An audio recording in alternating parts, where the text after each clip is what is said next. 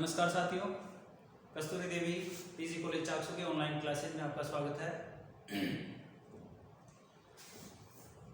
पिछली क्लास में हमने पढ़ा कि भारत की स्थिति कैसी थी, भारत का आकार कैसा था और भारत की पृथ्वी पर क्या स्थिति, उसका विस्तार कैसा था। इसके बारे में हमने पिछली क्लास में पढ़ा। अक्षांश और देशांतर रेखाओं के बारे में पढ़ा। अक्षांश रेखाएं क्या होती है, देशांतर रेखाएं क्या होती है। तो जैसे ही भारत और स्थिति की यानी कि भारत की स्थिति पृथ्वी के किस कटिबंध में या पृथ्वी की किस दिशा में या किस गोलार्ध में भारत स्थित है, तो भारत उत्तरी गोलार्ध में स्थित था पृथ्वी के में, और इधर से पूर्वी गोलार्ध में स्थित था। तो भारत की जो स्थिति पृथ्वी पर वो थी उत्तर पूर्व दिशा में, समझ गए ना। तो यानी उत्तरी गोलार्ध यानी पृथ्वी के उत्तरी गोलार्ध में भारत स्थित था। अब इसके बाद में हम आज हमारा जो टॉपिक होगा वो नेक्स्ट टॉपिक होगा भारत के भौतिक प्रदेश, यानी कि भारत के भौतिक प्रदेशों के बारे में हम पढ़ेंगे कि भारत के भौतिक प्रदेशों को कितने भागों में बांटा गया है, भारत के भौतिक प्रदेश कौन कौन से होते हैं। यानी कि भारत की स्थिति और विस्तार के बाद हम भारत के भौतिक प्रदेश यानी कि भारत यानी प्राचीन काल से यानी करोड़ों वर्ष पहले जैसे भारत का निर्माण कैसे हुआ, आज भारत में जैसे हिमालय पर्वत है, पूर्व का मैदानी भाग है, इसके बाद में जैसे पठारी भाग है। तो यानी कि भारत में ये स्थिति कैसे बनी, यानी कि भारत एक प्रायद्वीपीय प्रदेश है। भारत क्या है, एक प्रायद्वीपीय प्रदेश है।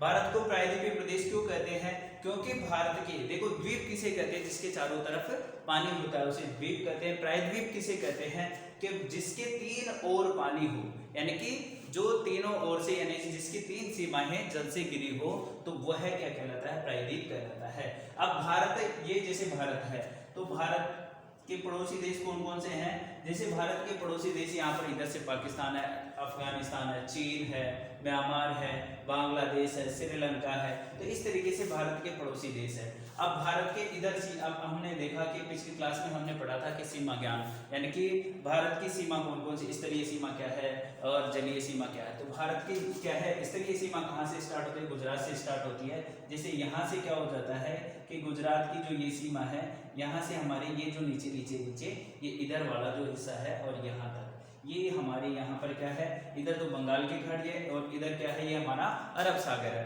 तो इसका मतलब भारत के तीन और किससे घिरा हुआ है, ये जल से घिरा हुआ है। तो इस वजह से भारत को हम क्या कहते हैं, प्रायद्वीपीय भारत यानी प्रायद्वीप की एक संज्ञा दी गई है। भारत को उपमहाद्वीप क्यों कहा जाता है, भारत एक क्या है, उपमहाद्वीप है। भारत को उपमहाद्वीप क्यों, जैसे एक टीम होती है, एक क्रिकेट टीम होती है, उसमें कैप्टन होता है और एक वाइस कैप्टन होता है, यानी कि एक कप्तान और एक उप कप्तान होता है। तो जैसे भारत को उपमहाद्वीप की संज्ञा इस वजह से दी गई है, भारत की सभ्यता और संस्कृति, भारत की प्राकृतिक परिदृश्य, भारत के प्राकृतिक वातावरण, यानी भारत की जो वर्तमान जो स्थिति है वह एक सभी देशों की तुलना में देखा जाए तो सबसे अच्छी है, यानी कि सबसे महत्वपूर्ण है। देखो भारत के तीन ओर तो पानी से घिरा हुआ है, तो इसका मतलब तीनों सीमाएं किससे घिरी हुई है, जल से घिरी हुई है। ऊपर क्या है इसके, यानी कि अरावली जैसे क्या नाम है, हिमालय पर्वत है, हिमालय पर्वत की वजह से। तो इस तरीके से हम देखें तो भारत की जो स्थिति है, भारत एक कृषि प्रधान देश है, तो इस स्थिति के अकॉर्डिंग एशिया महाद्वीप के बाद में भारत ही सबसे अच्छा देश माना जाता है। तो इसको एक उपमहाद्वीप की संज्ञा दी गई है। भारत के भौतिक प्रदेश, अब देखो भारत एक विशाल भूखंड है। भारत क्या है, एक विशाल भूखंड है। भारत विशाल भूखंड है और इसके भूखंड में यानी कि ये जो भारत है, यहाँ पर आपको इसका जो धरातलीय विस्तार है, यानी कि इसका जो भूखंड है, भारत का जो धरातलीय विस्तार है वो आपको समान न मिल करके असमान मिलेगा, यानी कि वो चारों तरफ से क्या है, असमान है।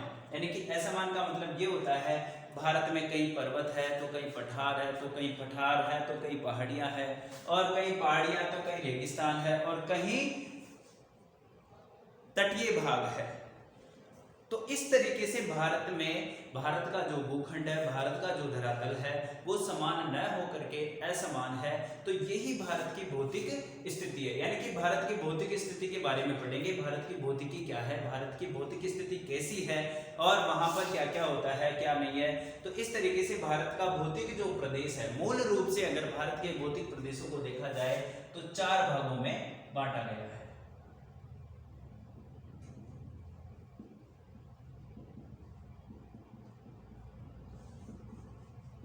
अब इसके 4 भाग है, यानी कि भारत के भौतिक प्रदेशों को मूल रूप से यानी मुख्य रूप से कितने भागों में बांटा गया है, 4 भागों में बांटा गया है।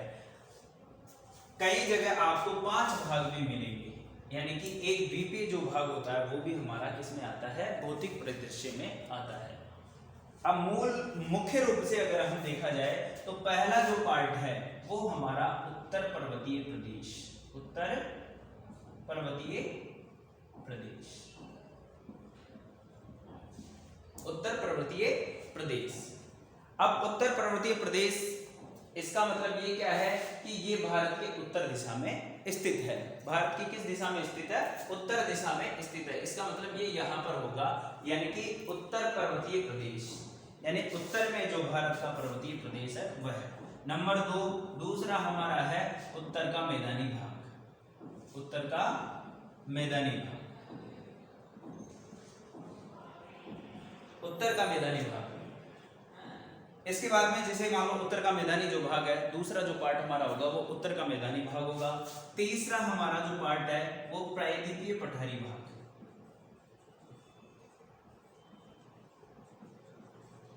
तीसरा जो पार्ट होगा हमारा प्रायद्वीपीय पठारी भाग होगा। और चौथा जो हमारा भाग होगा वह क्या होगा, तटीय भाग, तटीय प्रदेश। यहां पर हम देखते हैं तटीय प्रदेश से यानी उत्तर का पर्वतीय प्रदेश, यानी कि हमारे उत्तर का पर्वतीय प्रदेश में मुख्य रूप से हम देखा जाए तो इसका मतलब ये क्या है, हमारी हिमालय पर्वतमाला है। ये हमारी जो ऊपर हिमालय पर्वतमाला है यह हमारा उत्तर पर्वतीय प्रदेश है। ये हमारे लिए इंपॉर्टेंट क्यों है, क्योंकि उत्तर का पर्वतीय प्रदेश यानी कि हिमालय पर्वत, अब हिमालय पर्वत हमारे लिए क्यों महत्वपूर्ण है, हमारे लिए क्यों इंपॉर्टेंट है। हिमालय पर्वत हमारे लिए एक मुकुट के समान है, यानी कि भारत में एक मुकुट के समान हिमालय पर्वत को माना गया है। हिमालय पर्वत को भारत का मुकुट कहा जाता है और हिमालय पर्वत की वजह से ही आज भारत की ये लोकेशन बनी हुई है। तो यानी कि पर्वतीय प्रदेशों में अगर देखा जाए तो ये हिमालय पर्वत है। ये हिमालय पर्वत हमारे यहाँ पर पश्चिमी बलूचिस्तान से लेकर के हमारे यहाँ म्यांमार में एक पर्वतमाला है आराकान योमा। कौन सी पर्वतमाला है, आराकान योमा पर्वतमाला है। तो यहां से लेकर बलूचिस्तान से लेकर के आराकान योमान पर्वतमाला एक है, तो उस पर्वतमाला तक यह 2400 किलोमीटर में फैला हुआ है। कितने किलोमीटर में, 2400 किलोमीटर की। यानी कि आज हम देखते हैं तो हिमालय पर्वतमाला की जो लंबाई है वह क्या है, 2400 किलोमीटर है, यानी कि 2400 किलोमीटर लंबा जो हमारे उत्तर दिशा में है। यह यहाँ पर हिमालय पर्वत क्या है कि उत्तर पर्वतीय प्रदेश में हमारे लिए इंपॉर्टेंट क्यों है, क्योंकि ये हमारी उत्तरी सीमा को फिक्स करता है। यानी कि हमारी उत्तरी सीमा जो है यानी कि चीन और पाकिस्तान, यानी चीन और पाकिस्तान से लगी हुई है उत्तरी सीमा। तो इन सीमाओं को निर्धारित करने के लिए हमारे पास क्या है, उत्तर पर्वतीय प्रदेश है। तो इन उत्तर पर्वतीय प्रदेशों की वजह से ही हमारी उत्तरी सीमा का निर्धारण हो जाता है। दूसरा हमारा क्या है, ये हमारी इस वजह से इंपॉर्टेंट है। दूसरा हमारा उत्तर का मैदानी भाग, यानी कि अब हम जैसे जैसे हम नीचे आएंगे, यानी कि हमारे उत्तर के पर्वतीय प्रदेश से दक्षिण की ओर बढ़ेंगे, तो हमारे उत्तर के पर्वतीय प्रदेश से दक्षिण की ओर बढ़ेंगे, तो इसका मतलब हमारे हिमालय पर्वत से जितनी भी नदियां निकलती है, हमारे हिमालय पर्वत से जितनी भी नदियां निकलती है, उन नदियों के द्वारा जितनी भी उपजाऊ मिट्टी, यानी कि उपजाऊ मिट्टी ला करके हमारे यहाँ पर ये जैसे गंगा नदी यहाँ से निकलती है, यमुना यहाँ से निकलती है, तो इस तरीके से नदियों द्वारा लाई गई मिट्टी के द्वारा निर्मित जो मैदानी भाग है वह भारत का उत्तर का मैदानी भाग कहलाता है। ये सारा जो भी है ये उत्तर का मैदानी भाग है भारत का, समझ गए। तो इसके बाद में हम देखते हैं कि जैसे उत्तर का मैदानी भाग हमारे लिए क्यों इंपॉर्टेंट है, यह हमारे लिए महत्वपूर्ण क्यों है, क्योंकि हमारे उत्तर के मैदानी भागों में सबसे ज्यादा उपजाऊ मिट्टी मिलती है। और सबसे ज्यादा उपजाऊ मिट्टी कहाँ मिलेगी, जहां नदियों का जाल बिछा होगा, जहां नदियां सबसे ज्यादा होगी, तो वहां पर हमारी उपजाऊ मिट्टी मिलती है।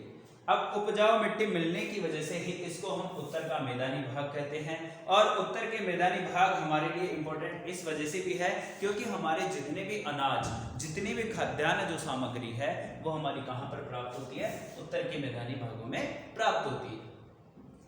उत्तर का मैदानी भाग हमारे यहाँ पर जैसे ही हिमालय पर्वत के नीचे आएंगे तो जैसे उत्तर प्रदेश है, बिहार है, पश्चिम बंगाल है, तो ये हमारे ये जो बड़े राज्य हैं, उत्तर प्रदेश, बिहार, पश्चिम बंगाल, ये बड़े राज्य हैं, ये हमारे मैदानी भागों में है। अब इस उत्तर के मैदानी भागों की सबसे बड़ी जो नदी है वो गंगा नदी है। गंगा नदी यहाँ से होकर के और गंगा नदी और इनकी सहायक नदियों के द्वारा ही उत्तर के मैदानी भाग का निर्माण हुआ है। तीसरा हमारा जो आता है वो आता है प्रायद्वीपीय पठारी भाग। अब प्रायद्वीपीय पठारी जो भाग है हमारा, वो हमारा दक्षिण भारत में, यानी कि जैसे हम मैदानी भाग से दक्षिण की तरफ बढ़ेंगे तो हमारे पठारी भाग का निर्धारण होता है, यानी कि मैदानी भाग के दक्षिण से प्रारंभ होता है और हमारे दक्षिण तक ये जाता है। तो इसका मतलब ये होता है कि प्रायद्वीपीय पठारी जो भाग है हमारे त्रिभुजाकार, ये जो आकृति है ये प्रायद्वीपीय पठारी भाग की आकृति है। एक तरीके से ये देखा जाए तो ये क्या है, प्रायद्वीपीय पठारी भाग है। अब ये प्रायद्वीपीय जो पठारी भाग है, ये प्रायद्वीपीय पठारी भाग हमारे यहाँ पर भारत के दक्षिण भारत में स्थित है और प्रायद्वीपीय पठारी भाग एक तरीके से हमारे लिए खनिजों के लिए सबसे ज्यादा इंपॉर्टेंट है। सबसे ज्यादा जो खनिज मिलेंगे हमें प्रायद्वीपीय पठारी भागों में प्राप्त होंगे। अब इसके अंतर्गत जैसे हमारे झारखंड है, छत्तीसगढ़ है, दक्षिण मध्य प्रदेश है, महाराष्ट्र है, कर्नाटक है, केरल है, तमिलनाडु है, उड़ीसा है, आंध्र प्रदेश है, तो ये जो राज्य हमारे हैं वो राज्य, इन राज्यों में किसका विस्तार है, प्रायद्वीपीय पठारी भागों का विस्तार है। इसके बाद हम देखते हैं कि तटीय जो प्रदेश है हमारा, तटीय जो प्रदेश है हमारे तट कितने हैं, हमारे तट दो है, एक तो पूर्वी तट और एक पश्चिमी तट। अब पूर्वी तट कौन सा है, ये पूर्वी तट है, इसे तो क्या कहेंगे अपन, पूर्वी तट कहेंगे, और इसे क्या कहेंगे अपन, पश्चिमी तट कहेंगे। ये पश्चिमी तट है हमारा और ये पूर्वी तट है हमारा। अब यहाँ पर क्या होता है कि पूर्वी तट और पश्चिमी तट, अब देखो पूर्वी तट है तो इसका अधिकांश जो ढलान है वो पूर्व दिशा में है, तो यानी कि पूर्वी तट पर जितनी भी नदियां आती है वो अपना जल कहाँ ले जाती है, बंगाल की खाड़ी में ले जाती है। जबकि पश्चिमी तट पर जितनी भी नदियां आती है, यानी कि पश्चिमी तट पर जो भी नदियां आएगी वो किधर जाएगी, अरब सागर में जाएगी। तो ये हमारे चार जो भौतिक प्रदेश है भारत के मुख्य रूप से। अब एक जो प्रदेश है वो द्वीपीय भाग आता है, यानी कि वो क्या आता है, द्वीपीय भाग आता है, यानी कि द्वीप। अब जैसे यहाँ पर हमारे यहाँ पर लक्षद्वीप और इधर से हमारे अंडमान निकोबार द्वीप समूह है। अब ये द्वीप समूह भी हमारे किस में आते हैं, इसी में आते हैं, क्योंकि हमने पिछली क्लास में पढ़ा था कि हमारी जो मुख्य धरातल है उसका जो अक्षांशीय विस्तार है वो 8 डिग्री और 4 मिनट है। समझ गए ना, हमारी जो पिछली क्लास में हमने उनका मतलब भारत की स्थिति और विस्तार के बारे में पढ़ा था, तो उस समय हमने अक्षांशीय विस्तार और देशांतरीय विस्तार पढ़ा था। तो भारत का जो मुख्य धरातल है, यानी मुख्य जो धरातल है उसका जो अक्षांशीय विस्तार है वो 8 डिग्री और 4 मिनट से है। तो 8 डिग्री 4 मिनट मुख्य है, लेकिन हमारे द्वीप समूह यहाँ पर है अंडमान निकोबार द्वीप समूह है। ये अंडमान निकोबार द्वीप समूह है, तो इसका मतलब हमने जो भारत की जो मुख्य जो मेन जो है, यानी कि भारत कहाँ से स्टार्ट होता है, 6 डिग्री और 45 मिनट से भारत की सीमा, यानी भारत का जो अक्षांशीय विस्तार है वो 6 डिग्री और 45 मिनट से स्टार्ट हो जाता है, प्रारंभ हो जाता है। लेकिन हमारी जो मुख्य जो धरातल है वो 8 डिग्री और 4 मिनट से स्टार्ट होती है। हमने पढ़ा था कि हमारा दक्षिणतम जो बिंदु है वो ग्रेट निकोबार द्वीप समूह को बताया गया है। किसको, ग्रेट निकोबार द्वीप समूह को बताया गया है। जबकि मुख्य धरातल से अगर देखा जाए तो हमारे यहाँ पर कन्याकुमारी है, और कन्याकुमारी को सबसे दक्षिणतम बिंदु, यानी मुख्य धरातल का सबसे दक्षिणतम बिंदु कन्याकुमारी है। जबकि हमारे भारत का सबसे दक्षिणतम बिंदु कौन सा है, ग्रेट निकोबार, जो अंडमान निकोबार द्वीप समूह में स्थित है। अब इसके बाद में हम देखेंगे कि उत्तर पर्वतीय प्रदेश, यानी उत्तर पर्वतीय प्रदेश, उत्तर पर्वतीय प्रदेश। अब उत्तर पर्वतीय प्रदेश में सबसे पहले हमारे पास आता है हिमालय पर्वत, हिमालय पर्वत।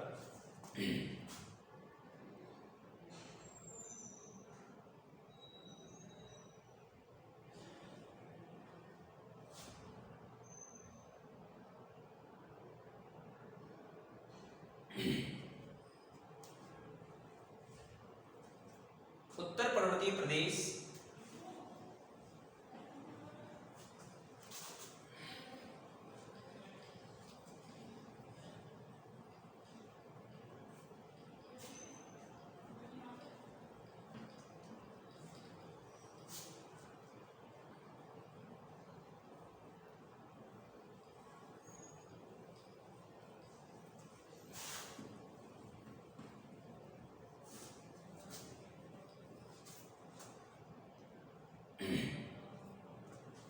पहला जो पार्ट होगा हमारा वो उत्तर पर्वतीय प्रदेश।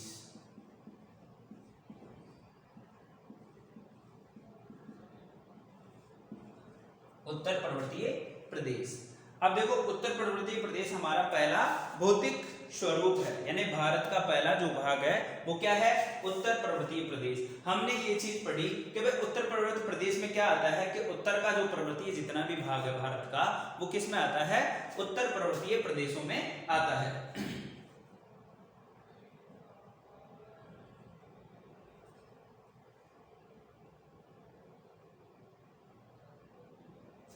यह पर्वतीय प्रदेश एक वृहद चाप लिए हुए है, यानी क्या लिए हुए हैं, एक वृहद चाप लिए हुए हैं। यह पर्वत प्रदेश एक वृहद चाप लिए हुए हैं। अब वृहद चाप क्या है, देखो ये वृहद चाप है, यानी कि एक बहुत बड़ा चाप है एक तरीके से, चाप के आधार पर, यानी कि हमारे जो हिमालय पर्वत है वो किस आधार पर बटे हुए हैं, एक वृहद चाप लिए हुए हैं। अब जैसे पर्वतीय जो भाग है वृत्त चाप लिए हुए है, तो जैसे यहाँ पर जैसे इधर से यहाँ से प्रारंभ होता है तो इसकी जो टोटल लंबाई है वो कितनी है, 2400 किलोमीटर है। कितनी है, 2400 किलोमीटर है। अब 2400 किलोमीटर है भारत, तो अब जैसे इसको हमने क्या किया कि इसको भी हमने 3 भागों में बांट दिया, यानी कि उत्तर का जो पर्वतीय प्रदेश है वो क्या है, 3 भागों में हमने इसको बांट दिया। पहला जो भाग है वो क्या होगा, सबसे उत्तरी बिंदु होगा, सबसे उत्तर में, यानी कि इस प्रदेश के सबसे उत्तर में, उसको हमने महाहिमालय,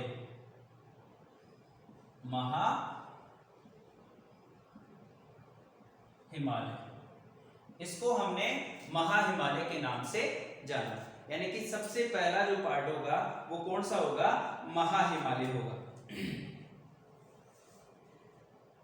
महाहिमालय, अब इसकी 2400 किलोमीटर है और इसकी जो औसतन चौड़ाई है वो 150 से लेकर के 400 किलोमीटर है। देखो सबसे पहले जो हमारा जो पार्ट है इसकी लंबाई कितनी है, 2400 किलोमीटर है, और इसकी औसत जो चौड़ाई है वो कितनी है, 150 से, ये तो है इसकी लंबाई, ठीक है, और 150 से लेकर के 400 किलोमीटर, 150 से 400 किलोमीटर तक इसकी लंबाई है, इसकी जो चौड़ाई है, यानी कि हमारा जो इसकी जो औसतन चौड़ाई है, ये तो लंबाई हो गई, ये औसत चौड़ाई हो गई, वो है इसकी क्या, औसत चौड़ाई।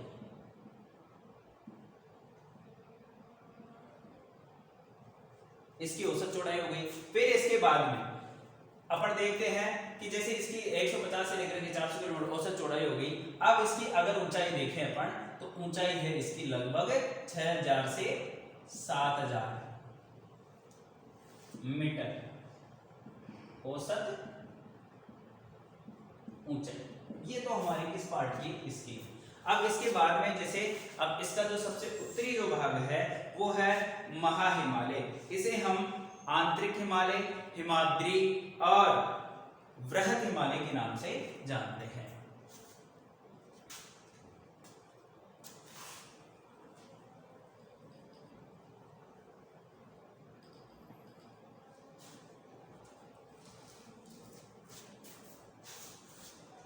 इसे और किस नाम से जानते हैं, हिमाद्री, बृहद हिमालय,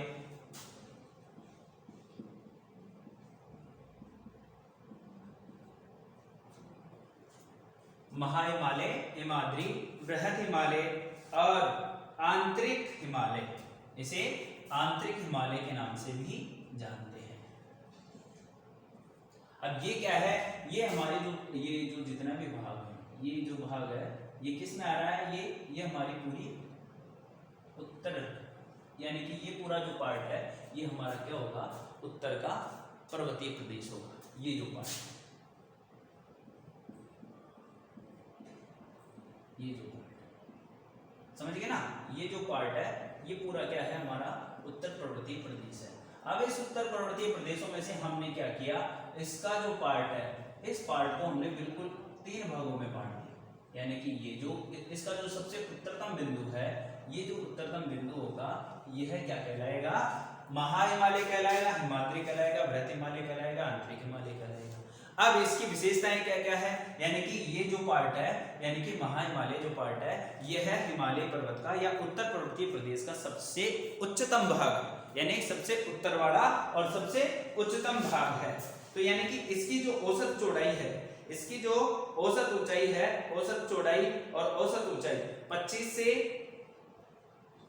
25 किलोमीटर है। इसकी जो औसत चौड़ाई है, चौड़ाई इसकी है वो क्या है 25 किलोमीटर, और इसकी जो औसत चौड़ाई और इसकी जो औसत ऊंचाई है वो 6000, औसत ऊंचाई 6000 किलोमीटर है। समझ गए? यानी कि इसकी औसत चौड़ाई, औसत ऊंचाई ये 6000 किलोमीटर है।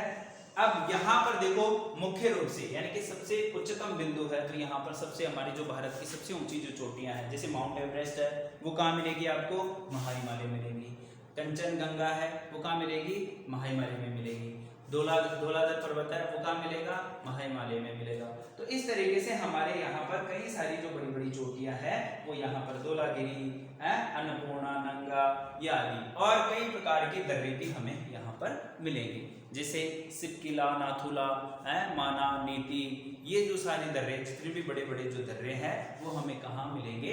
इस भाग में मिलेंगे, महाहिमालय, हिमाद्री या बृहत हिमालय वाले भाग में मिलेंगे। इसके बाद में इस पार्ट की, यानी कि ये जो हमारा जो पार्ट है, इसमें देखो सबसे पहले उत्तर पर्वतीय प्रदेश का पहला जो भाग है महाहिमालय है, जो सबसे उत्तर में स्थित है। इस भाग की औसत जो ऊंचाई है वो है 6000 मीटर। समझ गए ना? 6000 मीटर इसकी जो औसत ऊंचाई है वो 6000 मीटर है, और इसकी जो औसत चौड़ाई है वो क्या है? 2500 किलोमीटर है, 25 किलोमीटर, सॉरी। ये तो इसकी ऊंचाई हो गई। अब इसके बाद में हम देखते हैं कि महाहिमालय, हिमाद्री और बृहत हिमालय, आंतरिक हिमालय, यानी कि सबसे आंतरिक हिमालय, यानी सबसे अंदर का जो हिमालय है वो ये है। फिर इसके बाद में देखते हैं हम कि जैसे महाहिमालय है तो इसकी मुख्य नदियां कौन कौन सी है? गंगा है, यमुना है, घाघरा है, काली सिंध है, गंडक है, ये इसकी मुख्य नदियां हैं। जो अब ये नदियां पानी कहाँ लेकर के आती है? उत्तर के मैदानी भागों में लेकर के आती है, यानी जितनी भी पर्वतों से जितनी भी उपजाऊ जो मिट्टी बह करके आती है वो कहाँ से आती है? इस आंतरिक, इस महाहिमालय, हिमाद्री और बृहत हिमालय से जितनी भी नदियां उत्तर के मैदानी भागों में लेकर के आती है। अब इसके बाद में इसका जो दूसरा जो पार्ट है वो है, यानी ये तो पहला जो भाग हो गया,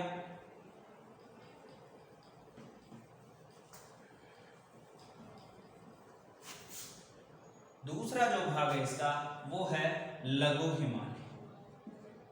लघु हिमालय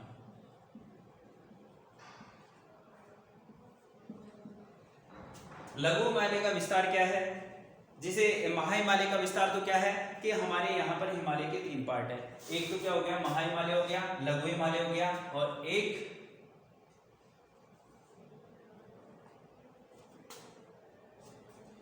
हमारा हो गया उप हिमालय।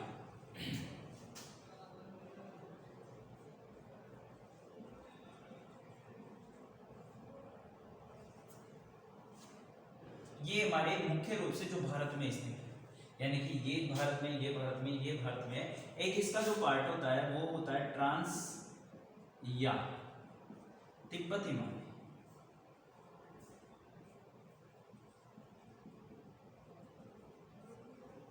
यानी हमारे उत्तर पर्वतीय प्रदेश में मुख्य रूप से हम हिमालय की व्याख्या करेंगे, यानी कि हिमालय पर्वत की व्याख्या करेंगे। तो हिमालय पर्वत क्या होता है कि हिमालय पर्वत में एक महाहिमालय होता है, एक लघु हिमालय होता है, एक उप हिमालय होता है।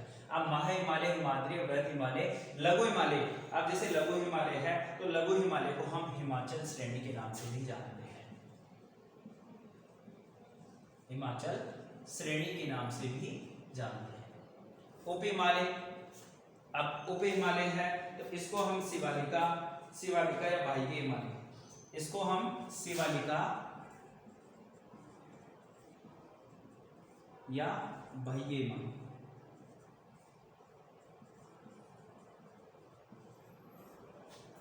यानी हमारे पर्वत के, यानी कि हमारा जो हिमालय पर्वत है उसके 3 पार्ट हो गए, महाहिमालय, हिमाद्री, बृहत हिमालय, यानी कि महाहिमालय के 3 नाम हो गए। लघु हिमालय जिसको हिमाचल श्रेणी के नाम से जाना जाता है, उप हिमालय जिसे शिवालिका या बाह्य हिमालय के नाम से जाना जाता है। एक ये जो पार्ट होता है, ये हमारा जो पार्ट है ये ट्रांस या तिब्बत हिमालय होता है, जो बिल्कुल क्या है कि जैसे अब यहाँ से हम देखेंगे तो ये देखेंगे जैसे मान लो साहब ये पूरा हिमालय पर्वत है। अब हिमालय पर्वत के ये इधर क्या है, ये ट्रांस, ये क्या है ट्रांस या तिब्बत हिमालय, यानी कि महाहिमालय के उत्तर में और तिब्बत के दक्षिण में स्थित जो भाग है हिमालय पर्वत का, उसे हम क्या कहेंगे, ट्रांस या तिब्बत हिमालय कहेंगे। अब महाहिमालय कहां पर स्थित है, इसका विस्तार कहां है, इसका विस्तार है भारत के, यानी कि देखो हिमालय पर्वत का जो विस्तार है वो पश्चिमी बलूचिस्तान से लेकर के म्यांमार के अराकान न्योमा पर्वत श्रृंखला तक फैला हुआ है, जो 2400 किलोमीटर में फैली हुई है। और इसकी औसत जो चौड़ाई है वो 150 से लेकर के 400 किलोमीटर के लगभग है। औसत जो इसकी जो ऊंचाई है वो 6000-7000 मीटर मानी गई है। अब इसके बाद में देखो महाहिमालय जो होता है इसका विस्तार क्या है, इसका विस्तार ये भारत के सबसे उत्तर में स्थित है, यानी हिमालय का जो उत्तरतम जो भाग है वह महाहिमालय कहलाता है, और हिमालय की अधिकतम जो ऊंचाई है वो वहीं पर मिलती है। अब इसके बाद में देखो लघु हिमालय क्या होता है कि इसका दूसरा नाम क्या है, हिमाचल श्रेणी। अब इसकी जो औसत जो ऊंचाई है वो 3000, इसकी जो औसत जो ऊंचाई है वो 3000 मीटर मानी गई है, जबकि इसकी जो औसत चौड़ाई है उससे कम औसत चौड़ाई इसकी मानी गई है। यानी कि यहाँ पर क्या होता है कि साल के 3 या 4 महीने यहाँ पर बर्फ पड़ती है शीत ऋतु में, यानी कि शीत ऋतु में क्या होता है कि बर्फ पड़ती है। अब बर्फ पड़ती है तो इसका मतलब यानी कि इसका जो शीत ऋतु के 3-4 महीने तो बर्फ पड़ती है, और ग्रीष्म काल की जो 3-4 महीने होते हैं वो स्वास्थ्य को लाभप्रद होते हैं। यानी कि हम जैसे ही घूमने के लिए जाते हैं तो अधिकतर हिमालय पर्वत जाते हैं तो वो कहाँ पर जाएंगे, लघु हिमालय की तरफ जाएंगे। यहाँ पर बिल्कुल क्या है, ये जो हिमालय है यहाँ पर बर्फबारी ज्यादा होती है, हमेशा यहाँ बर्फ जमी रहती है, तो इसका मतलब यहाँ पर वनस्पति बहुत कम मिलती है, घूमने लायक जगह है। इसके बाद में हम देखते हैं कि जैसे यहाँ पर कई सारी पर्वत श्रेणियां हैं, कई सारी नदियां हैं, कई सारे पठार भाग है। इसके बाद में उप हिमालय है जो शिवालिका के नाम से जानी जाती है या बाह्य हिमालय के नाम से जानी जाती है। अब इसके बाद में हम देखते हैं कि उप हिमालय, शिवालिका या बाह्य हिमालय। अब उप हिमालय क्या होता है कि जैसे उप हिमालय है तो ये सबसे दक्षिण में, अब जैसे महाहिमालय के दक्षिण में लघु हिमालय, और लघु हिमालय के दक्षिण में उप हिमालय या शिवालिका। अब यह है उत्तर के मैदानी भाग के उत्तर में, और जबकि लघु हिमालय के दक्षिण में या हिमाचल श्रेणी के दक्षिण में स्थित है। यानी कि यहाँ पर हमारे जितने भी, यहाँ क्या होता है, यहाँ पर जितने भी हमारे जो पर्वतीय घाटियां हैं, यानी कि लघु हिमालय को उप हिमालय से अलग करने के लिए वहाँ पर जो द्वार होते हैं उसको पूर्व में तो द्वार बोलते हैं और पश्चिम में उसको दून बोलते हैं। तो पश्चिम में दून बोलते हैं तो जैसे देहरादून है, और इधर जो पूर्व इधर बोलते हैं जैसे हरिद्वार। तो उत्तराखंड में तो देहरादून है तो उधर तो दून बोलते हैं, और इधर पूर्व दिशा में उनको द्वार बोलते हैं, इनको अलग करने के लिए। अब इसके बाद में हम देखते हैं कि जैसे ये जो उप हिमालय है वो शिवालिका, ये बाह्य हिमालय है। अब ये क्या है, एक चीज और है कि जैसे यहाँ पर क्या होता है कि बर्फ पड़ती है, और जैसे बर्फ वहाँ पर जो बर्फ गिरती है तो वहाँ पर जो घास होती है, छोटी छोटी घास होती है, उस घास को हम क्या कहते हैं, कश्मीर में तो उस घास को हम मर्ग के नाम से जानते हैं, गुलबर्ग, समझ गए ना। तो यानी कश्मीर में उस घास को मर्ग के नाम से जानते हैं, जबकि उत्तराखंड में उसी घास को बुग्याल या प्यार के नाम से जाना जाता है। बुग्याल जो छोटी छोटी घास होती है वो क्या होती है, बुग्याल या प्यास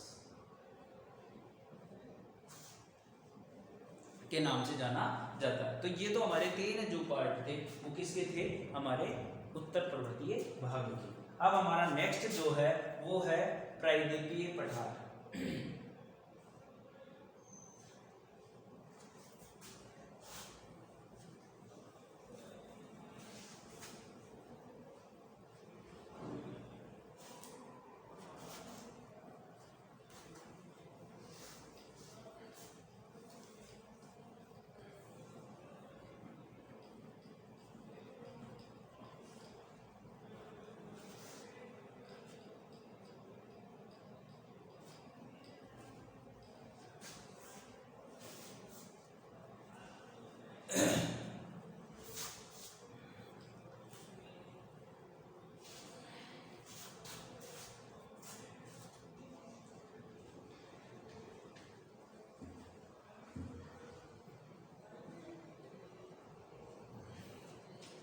पहला जो पार्ट हो गया। दूसरा हमारा है उत्तर का मैदानी भाग।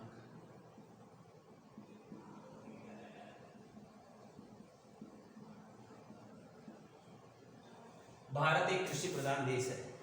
भारत क्या है? एक कृषि प्रधान देश है। यानी कि भारत में यानी कि भारत के जो 60 से 70% जो जनसंख्या है वो किसके ऊपर डिपेंड है? कृषि के ऊपर डिपेंड है। तो भारत की अधिकांश जो जनसंख्या है वो कृषि के ऊपर आधारित है, और कृषि पर आधारित होने की वजह से भारत में अधिकांश से क्या होता है? कृषि यानी कि खेती की जाती है, खाद्यान्न सामग्री, अनाज वगैरह की। तो भारत में सबसे ज्यादा जो खेती होती है वो किस भाग में होती है? जितनी भी खाद्यान्न सामग्री होती है वो किस भाग में होती है? उत्तर का मैदानी भाग। अब मैंने आपको बताया कि उत्तर का मैदानी भागों का निर्माण कैसे हुआ। तो यानी कि हम देखते हैं कि भारत में कई प्रकार के कई छोटी बड़ी नदियां हैं। भारत में क्या है? कई छोटी बड़ी नदियां हैं जिनका आगमन यानी जिनका शुरुआत या जिनका निकास या जिनका उद्गम वो कहां से होता है? पर्वतीय भागों से होता है। और पर्वतीय भागों से नदियों के द्वारा लाई गई जो मिट्टी होती है वह बहुत उपजाऊ होती है, और उन मिट्टियों का जमाव जिस स्थान पर हो जाता है हो जाता है तो उस भाग को मैदानी भाग के नाम से जाना जाता है। अब वह सबसे ज्यादा उपजाऊ है, तो इस वजह से वह सबसे ज्यादा उपजाऊ है, तो वह सबसे ज्यादा उपजाऊ होने की वजह से ही क्या होता है? हमारे लिए सबसे ज्यादा इंपॉर्टेंट है।